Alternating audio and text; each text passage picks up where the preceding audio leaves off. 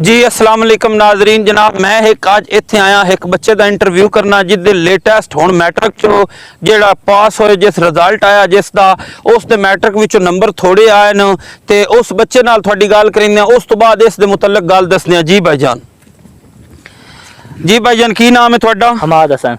हमाद हसन, तुहाडा केड़ा स्कूल आ? ये government high school Laksi. Government high school लक्सी।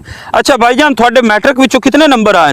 ये 640 आए। 640। ते नावी विचों कितने आए? ये नावी च 350 आ। 350 आन। जी वेखो हुण ये बच्चे दे नंबर नावी विचों 350 आन ते टोटल मिला के इहदे नंबर आन 640। जी इहदे को पुछदे आं जिस टाइम इहदा रिजल्ट आया ते इहदे घर वालियां दा की तासुरात आन इहदे नाल? जी जी जिस टाइम मेरा रिजल्ट आया घर वाले बड़े बेचैन आन साडे बच्चे दा रिजल्ट है जी। उन्हें जने वेख्या भी मेरे नंबर इतने आए हैं ते वो बड़ा परेशान होए ते परेशान तो मैं भी हो गया। सेकर उन्होंने बड़ा रिसर्च किया, बड़ा उन्होंने बहुत कुछ आख्या, लेकिन उसके बावजूद ही मैं जरा बहुत ही ज़्यादा परेशान हो गया आस। लेकिन मेरी उम्मीद है कि अगो एफ ए मैं बिल्कुल ज़्यादा मेहनत करके अच्छे नंबर ले सकांगा।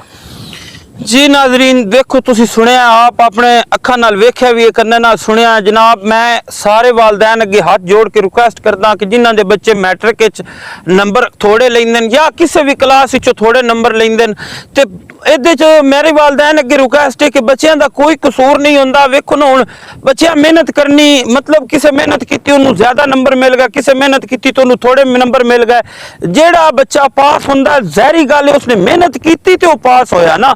तो भाई रिक्वेस्ट है कि बाज़ औकात अक्सर असी अपने मुल्क पाकिस्तान ही सुनते हैं जी फलां जगह ते एक लड़के ने मैट्रिक के रिजल्ट तो फौरन बाद खुदकुशी कर ली, उसके नंबर थोड़े हैं, फलां लड़की ने खुदकुशी कर ली, वालदैन तो तंग होकर कर ली।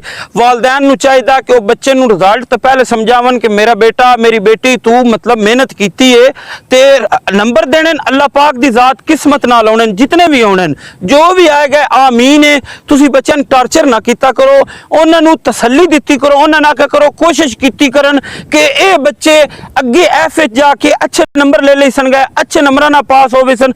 अगर तुहाडा उन्हां नूं तुसीं डिसाइड करोगे तो अगे मतलब जेड़ा बच्चा खोल के नहीं अगे पढ़ सकेगा। अगर तुसीं उन्हां नूं तसल्ली दोगे वो कोशिश करेगा कि अगे एफ अच्छी पोजीशन नाल पढ़े या अगे 9वीं 10वीं 8वीं है जेड़ी भी क्लास है उस तो अगली नैक्सट क्लास वो अच्छी पोजीशन नाल पढ़ेगा, कोशिश करेगा, मेहनत करेगा, दिल लगा के पढ़ेगा।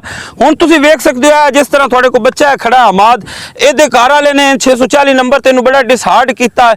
मैं मतलब इस चीज़ के बिल्कुल खिलाफ हाँ। हुण वेखो बेचारे सिन्ने लितरे और मुंह बनाया हुआ है ते ये बेचारा बड़ा परेशान है ते आज मेरे को आया जी मेरा इंटरव्यू करो, मेहरबानी।